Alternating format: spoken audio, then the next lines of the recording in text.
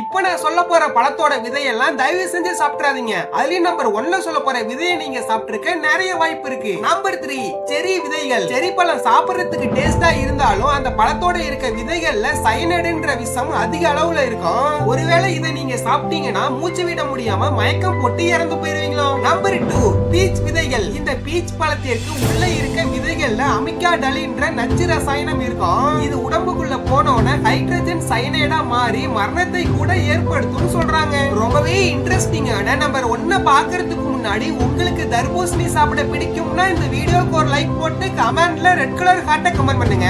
இல்ல எனக்கு மாம்பழம் சாப்பிட தான் பிடிக்கும் சொல்றவங்க இந்த வீடியோக்கு ஒரு லைக் போட்டு கமெண்ட்ல ப்ளூ கலர் ஹார்ட்டை கமெண்ட் பண்ணுங்க. நம்பர் 1 ஆப்பிள் விதைகள். அப்படி தவறி கூட ஆப்பிள்ல இருக்க விதைகளை தயவு செஞ்சு சாப்பிடாதீங்க. ஏன்னா ஆப்பிள்ல இருக்க விதைகள்ல சிறிதளவு சயனைடு இருக்குமோ. இத குழந்தைகள் கர்ப்பிணி பெண்கள் சாப்பிட்டா பெருமளவுல பாதிப்பை ஏற்படுத்தும் சொல்றாங்க.